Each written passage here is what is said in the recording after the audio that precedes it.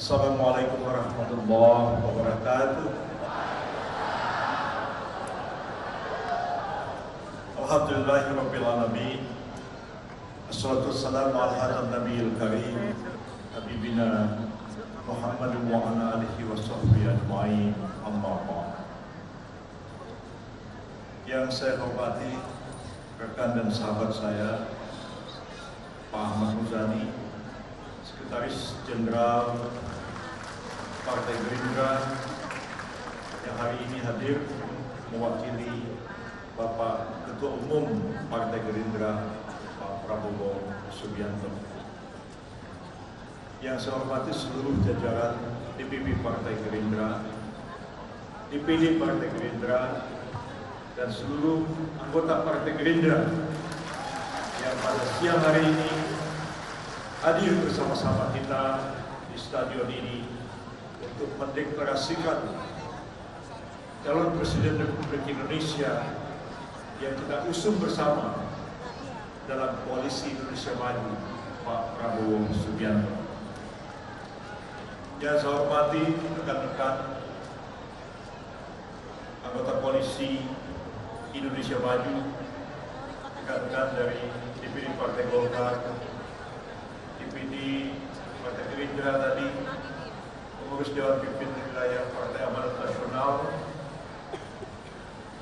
saudara-saudara rekan-rekan pengurus dari Dewan Pimpinan Wilayah Partai Gelora Jawa Timur yang hadir pada kesempatan ini, rekan-rekan dari PSI, rekan-rekan dari Partai Garuda, dan yang saya muliakan Ketua Majelis Syuro Partai Bulan Bintang, Bapak Dr. K. Haji Maksud Anhar, Wakil-Wakil Ketua Umum Partai Bulan Bintang, Ketua Bapilu Pak Hilman Indra, Ketua Mahkamah Partai, dan seluruh caleg Partai Bulan Bintang dari 13 wilayah zona 2, dan yang saya hormati juga Dewan Pimpinan Wilayah Partai Bulan Bintang Jawa Timur sebagai Sohibul Wahid dalam kegiatan ini, dan yang sama-sama kita muliakan sesepuh dan senior kita Bapak Jenderal TNI Purnawirawan Agus Tadi,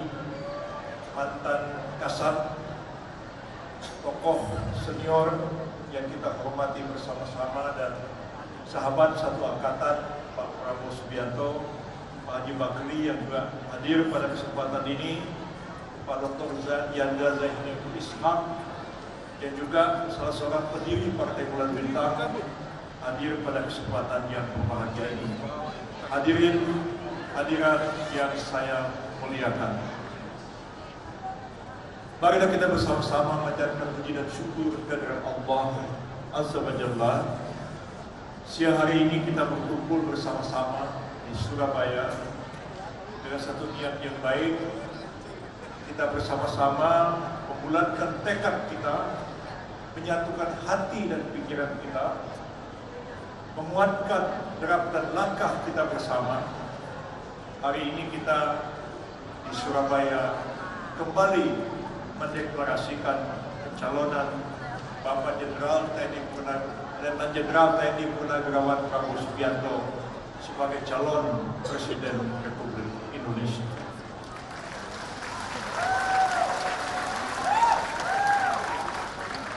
Partai Bulan Bintang telah melakukan musyawarah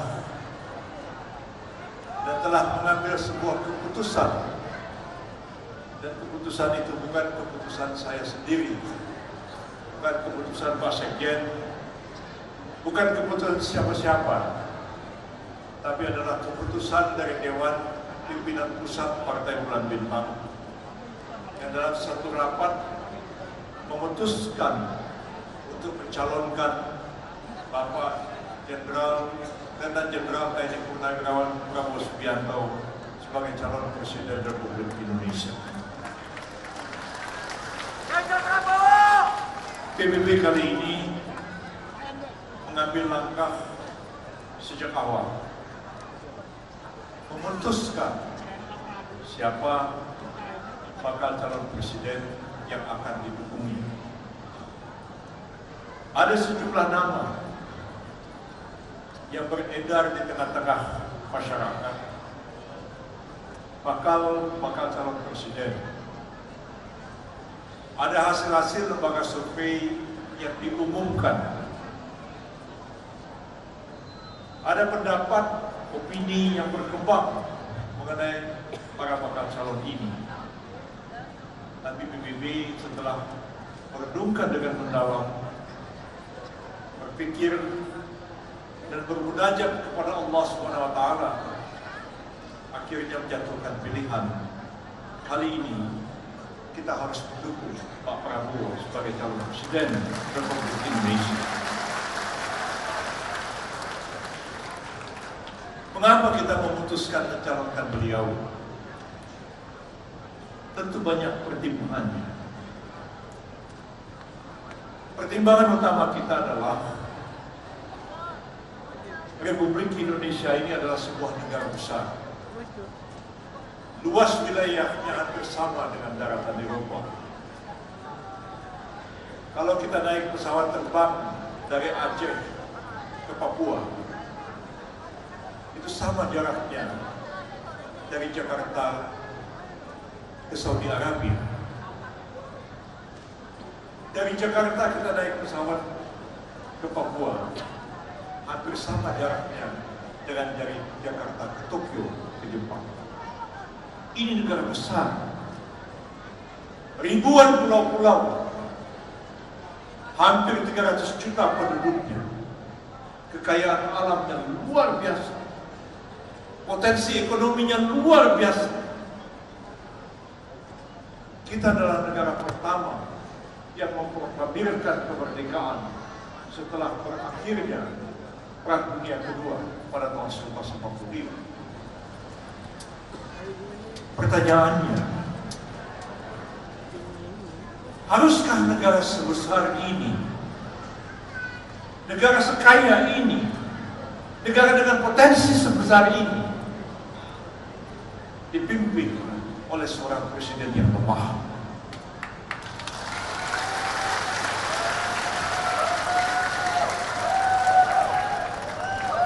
Pertanyaan kita juga,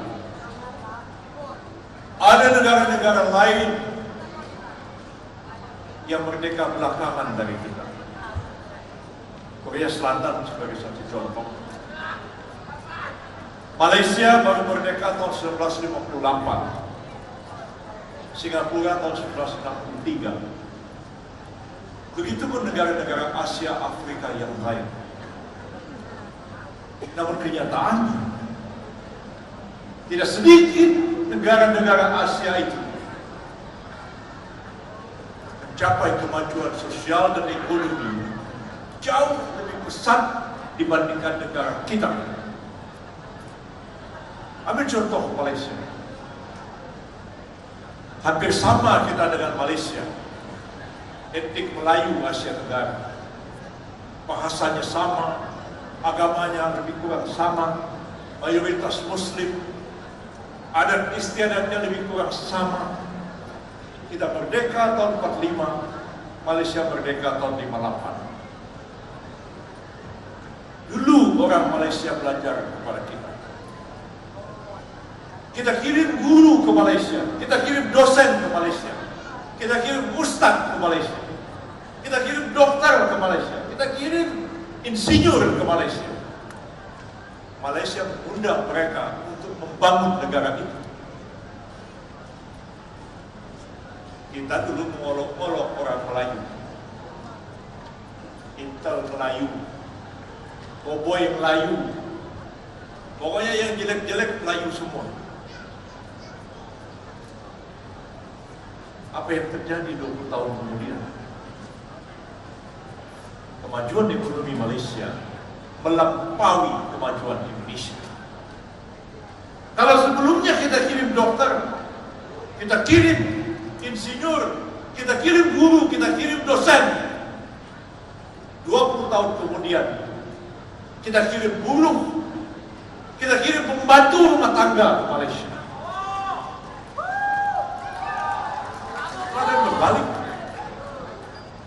Orang Melayu yang kemudian mengolok-olok orang Jawa. Itu terjadi. Saya ingat satu hari Pak Mahathir bercanda sama Gus Dur, Presiden. Pak Gus Dur, kata Pak Mahathir, saya bingung. Dulu di Malaysia itu tidak pernah orang hilang kasut, hilang sepatu, hilang sendal kalau pergi ke masjid. Sekarang banyak hilang sepatu, hilang sendal di masjid. Usut punya usut, ternyata yang mencuri sepatu dan sendal itu TKI asal Indonesia. Apa jawab Gus Dur? Ya bagaimana ya Pak Mahathir? Emang dari kampungnya kelakuannya sudah kayak begitu, kata Gus Dur. Itu kalau ngomong bercanda, saya dengar. Saya malu dengan saya juga bicara dengan kawan-kawan para pemimpin Malaysia. Yang sebagian adalah orang Jawa. Sekarang ini Wakil Perdana Menteri Malaysia, Ahmad Zahid Hamidi, orang Gunung Kidul, Jogja, masih bisa berbahasa Jawa sampai hari ini. Menteri Dalam Negeri Malaysia sekarang, Saifuddin Nasution, orang Minangkabau, orang Mandailing, jadi Menteri Dalam Negeri Malaysia sekarang. Kalau ketemu dengan saya, termasuk Anwar Ibrahim mengatakan, Yusril, sayang Indonesia. Begitu besar negaranya, begitu kaya negaranya. Sayang pemimpinnya itu tidak cukup canggih untuk mengelola, memimpin bangsanya menjadi sebuah negara maju dan sebuah negara besar.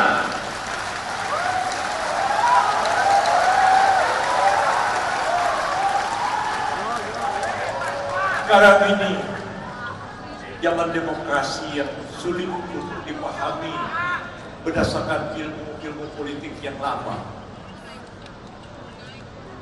Saya sekolah bantuan belajar buku. Pernah saya menulis doktor dalam ilmu politik dan menulis doktor dalam bidang filsafat di luar bidang ilmu hukum yang saya dalami. Banyak teori-teori ilmu politik yang sulit untuk menjelaskan perkembangan politik, dinamika politik, dan demokrasi yang berkembang sekarang ini. Sekarang era teknologi informasi, era digital, era teknologi informasi, era media sosial, yang opini orang itu dapat dibolak-balik begitu mudahnya. Dulu saya belajar ilmu propaganda politik, baca buku-buku Adolf Hitler. Bagaimana membangun politik, membolak-balikkan pikiran orang. Saya bisa membayangkan kalau Hitler hidup di zaman sekarang dengan teknologi informasi yang ada ini, dengan medsos yang ada sekarang ini, tak apa jadinya dunia ini. Sekarang orang tidak baca koran lagi, ya kan? Barangkali itu sebabnya Pak Dahlan Iskan kemudian lepaskan Jawa Pos, karena Pak Dahlan paham di era digital koran cetak sudah tidak laku lagi. Bahkan TV pun sudah tidak begitu ditonton orang sekarang. Semua berubah. Politik orang tidak lagi membangun karir dari bawah. Ya.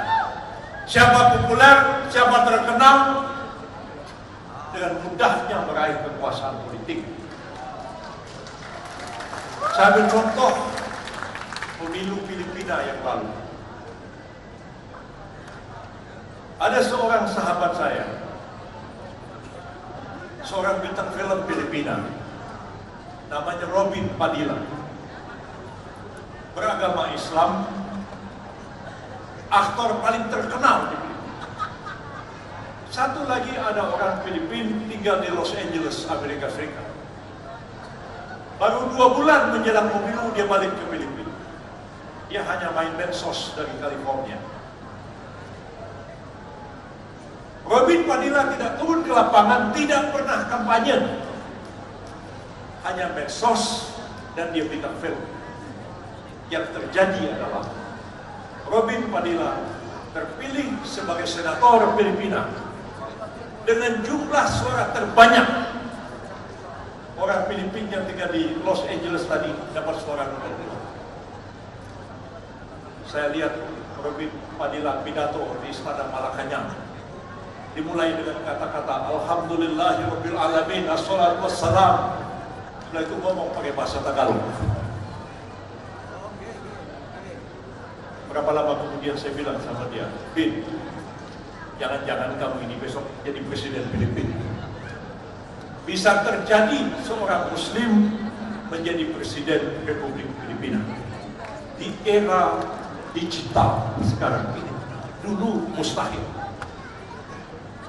Saya satu hari ada wakil kepala staf Angkatan Darat Filipina, namanya Letnan Jenderal Rex Pian, datang ke rumah saya, ngobrol dari jam 4. Saya bilang, saya minta maaf, saya mau sembahyang maghrib. Jenderal bilang, saya mau sembahyang juga. Loh, dia bilang, saya ini sebenarnya Muhammad Pian, tapi dibilang namanya Rex Pian. Mengapa saya mengganti nama begitu? Mustahil orang Islam bisa jadi jenderal di Filipina. Paling tinggi cuma kolonel. Ini kawan sudah legend, maka pura-pura jadi orang Katolik supaya bisa jadi jenderal. Tapi dengan medsos sekarang, bisa-bisa orang Islam jadi presiden Filipina. Seperti Robin Padilla bisa menjadi senator dengan suara terbanyak. Di negara kita ini pun bisa aja ada orang yang gak jelas asal usulnya. Main medsos tiap hari, macam-macam dipompakan, bangun opini, dibangun tim segala macam. Ahok aja bisa jadi gubernur DKI Jakarta, yang sama sekali kita tidak bisa membayangkan itu terjadi beberapa puluh tahun yang lalu. Saya pikir saatnya sekarang kita merenungkan ini. Sebab itulah PBB setelah menimbang-nimbang, sebaiknya memang presiden yang akan datang itu orang yang mempunyai integritas pribadi yang kokoh, punya moralitas yang baik, ya. Kemudian orang itu punya pengetahuan, punya pengalaman dalam mengelola negara. Jangan sembarang orang dicopot tiba-tiba didudukkan jadi pejabat, apalagi jadi presiden. Gimana negara ini mau maju?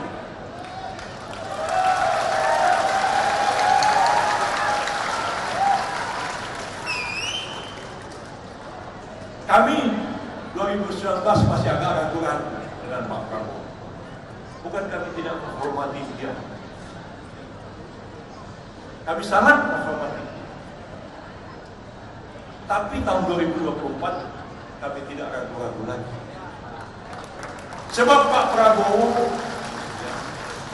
sudah pernah masuk kabinet dan memegang jabatan kementerian yang sangat sentral dalam struktur kabinet negara kita sebagai Menteri Pemahami.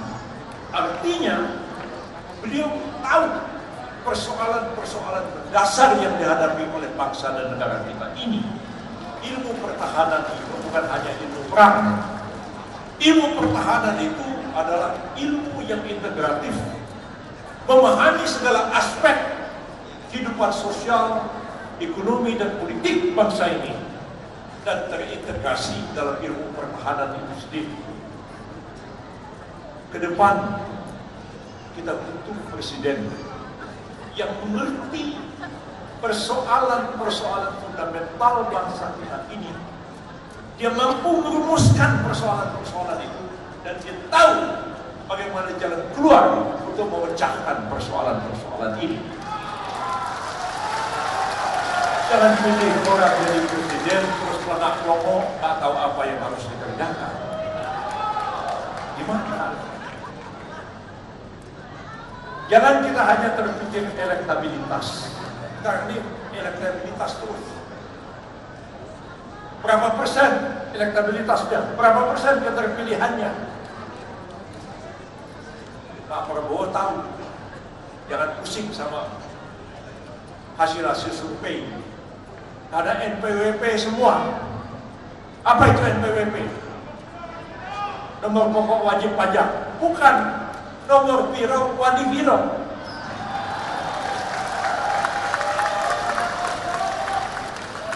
Mau jadi capres, mau jadi cawapres nomor 1, nomor 2, ya tinggal panggil lembaga survei. Ya kan? Nomor biro, nomor siji, wadi biro, berapa bayar? Jadi nomor 1, nomor 2. Padahal tidak selalu itu mengandung kebenaran. Kalau begitu, populer orang terpilih. Seperti tadi, saya tidak tahu apa Robin Padilla betul-betul bisa jadi senator yang baik. Bisa orang terpilih, tapi yang kemudian harus direnungkan adalah apabila dia sudah terpilih, apa yang dapat dia perbuat untuk menyelesaikan persoalan-persoalan besar yang dihadapi oleh bangsa dan negara kita ini. Saya kira persoalan kita itu tetap ada pada persoalan ekonomi, persoalan sosial, stabilitas politik, dan persoalan hukum yang berat sekali di negara kita ini. Saya kira mengapa kita kalah dengan Malaysia itu karena persoalan hukum intinya. Orang Malaysia itu taat pada hukum. Otaknya itu otak fikih, halal, haram, wajib, sunat. Kalau kita kan tasawuf, agak beda. Orang Malaysia itu otaknya otak hukum, agamanya itu fikih. Lalu dia dijajah Inggris. Orang Inggris itu sudah sistematik hukum. Maka dia mulai dengan kepastian hukum.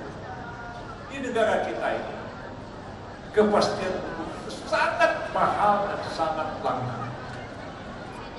Termasuklah program Pak Jokowi sekarang. Ingin memindahkan ibu kota ke Kalimantan. Pak Jokowi bilang sama saya, Prof bantu ya, tangani persoalan hukum PKN. Baik Pak Presiden, boleh saya kira. Datanglah orang-orang ke saya. Pertanyaannya dua, kepastian hukum dan kepastian politik. Pak Yusril, ini kok PKN ini bilang kita bisa tanah pakai 100 tahun. Tapi ketika datang ke BPN bilang nggak bisa. Ini nabrak undang-undang pokok agraria. Centang perenang hukum, berantakan satu dengan yang lain. Kalau tidak ada kepastian hukum, ya orang takut. Orang nggak berani. Sekarang ini kita punya PT aja, punya perusahaan negeri sedap. Bapak bikin PT, orang datang ke notaris. Zaman saya dulu agak ketat, waktu saya jadi menteri kehakiman. Sekarang los. Notaris online aja, berubah langsung. Bisa-bisa sebuah PT ya, yang cukup besar, tiba-tiba ada orang nggak urus, lalu berganti para pemegang saham. Datang ke notaris, langsung berubah di Kementerian Hukum dan HAM. Kalau ditanya, kok kita nggak pernah urus? Ini kita nggak tahu. Ini kan semua online. Kalau Anda nggak puas, bawa ke pengadilan. Begitu dua pengadilan, 5 tahun belum selesai sampai ke mahkamah. Kalau negara tidak ada kepastian hukum, orang nggak berani. Sekarang ini kita punya rumah. Misalnya saya punya rumah, warisan dari bapak saya. Bapak saya punya sertifikat rumah itu tahun 62 sampai sekarang. Sudah berapa tahun tuh? 62, sudah 60 tahun sampai sekarang. Tiba-tiba sertifikatnya dibatalkan oleh BPN dengan alasan satu. Dulu waktu ngurusnya itu ada cacat administrasi. Lah, cacat administrasi siapa? Bapak saya udah meninggal. Ini saya warisi sertifikatnya, kok cacat administrasi. Kalau cacat administrasi kan bukan kita yang salah BPN. Kita mohon tanah, nih pengumumannya di sini, ini syarat-syaratnya, ini surat-suratnya, kan kita tanya. Udah lengkap apa belum Pak? Oh belum, masih kurang ini, kita lengkapi. Udah lengkap Pak? Belum, masih kurang ini, kita lengkapi. Terus BPN bilang udah lengkap, dikeluarkan sertifikat. Belakangan dibilang bisa dibatalkan karena ada cacat administrasi. Terus administrasi kan kerjaannya situ, bukan kerjaannya saya. Akhirnya sertifikat dibatalkan. Saya pernah bela perkara seperti itu di Jakarta. Tanah di Jalan Sudirman, ya, tiba-tiba dibatalkan oleh BPN. Kepalanya namanya Hendarman Supanji, mantan Jaksa Agung. Segitu aja dibatalkan. Tahu tanah itu harganya 6,7 triliun. Pengusahanya teriak, Pak itu tanah harganya 6,7 triliun. Kok gampang aja dibatalin dengan alasan ada cacat administrasi? Kalau tidak ada kepastian hukum, orang nggak bisa berusaha. Kedua, kalau tidak ada kepastian politik dan stabilitas politik, orang tidak akan berani.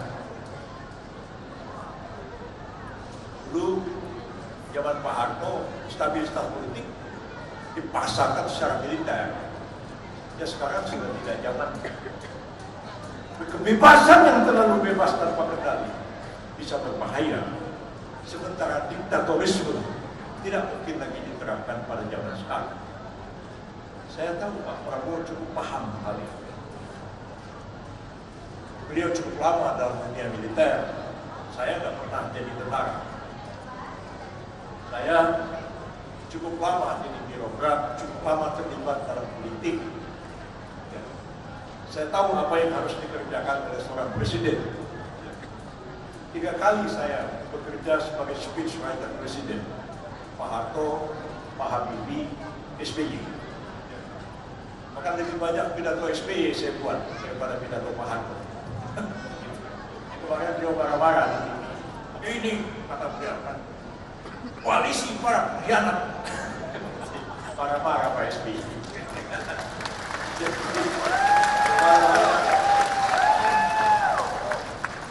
Saya kira, saya tahu apa yang harus dilakukan oleh seorang presiden.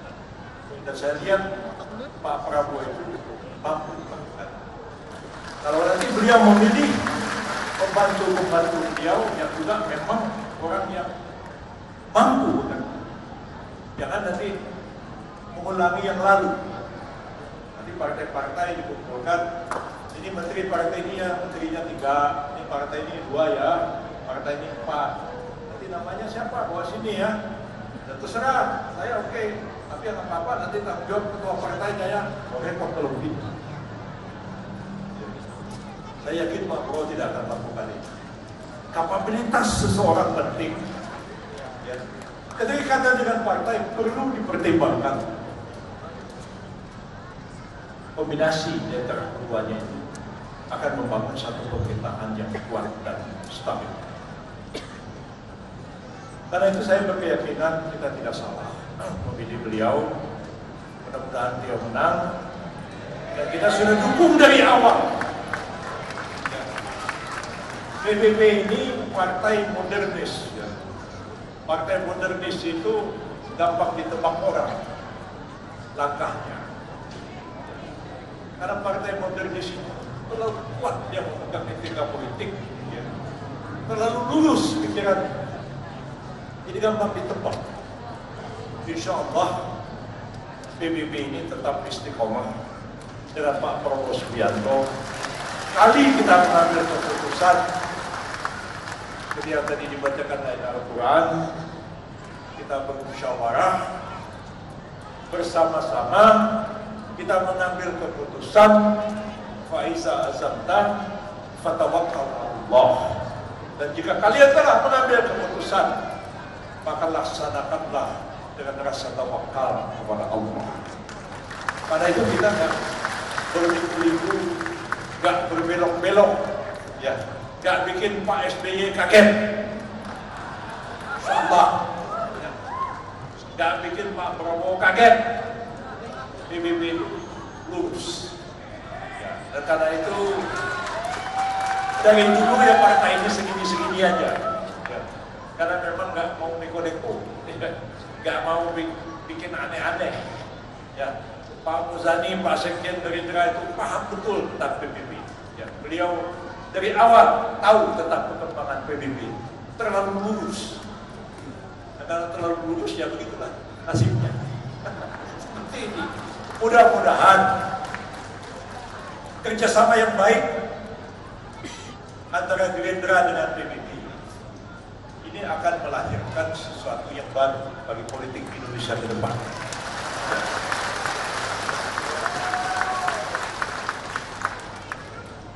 Perpaduan antara nasionalis dan Islam modern. Ini bukan barang baru sebenarnya. Bukan barang baru. Mengapa saya bilang bukan barang baru? Di zaman dulu, tahun-tahun 50-an, itu terjadi kerjasama yang erat antara Masyumi dengan PSI. Bukan PSI yang sekarang. PSI, Partai Sosialis Indonesia, dipimpin oleh Sultan Syahrir.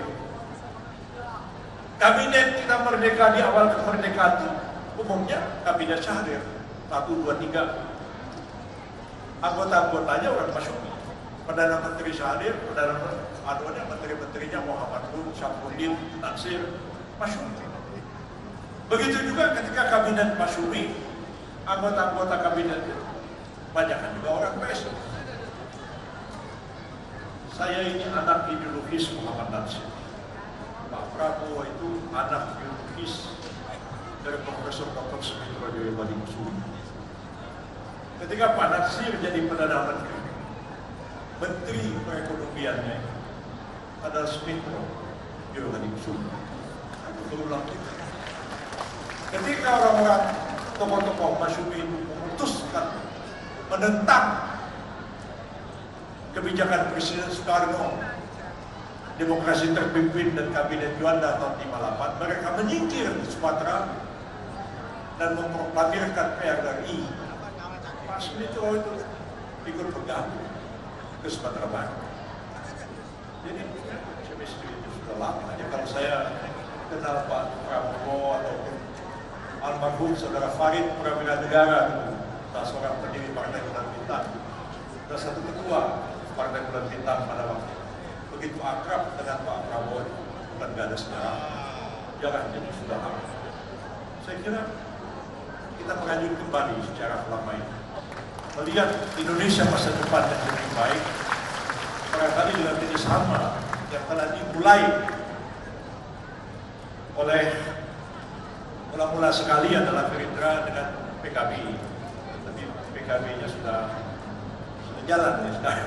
Jadi tinggal ada PBB, kemudian ada Golkar dan PAN yang menyusul pada waktu itu, lalu kemudian ada Gelora, PSI. Saya kira insya Allah ini akan menjadi koalisi yang solid dan kuat.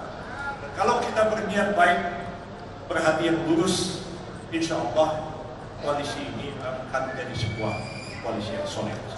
Itulah yang dapat saya sampaikan. Terima kasih banyak. Wassalamualaikum warahmatullahi wabarakatuh.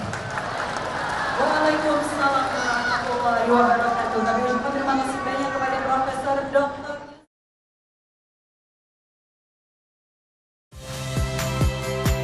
Saya Valentina Sitorus. Saksikan program-program Kompas TV melalui siaran digital, pay TV, dan media streaming lainnya. Kompas TV, independen, terpercaya.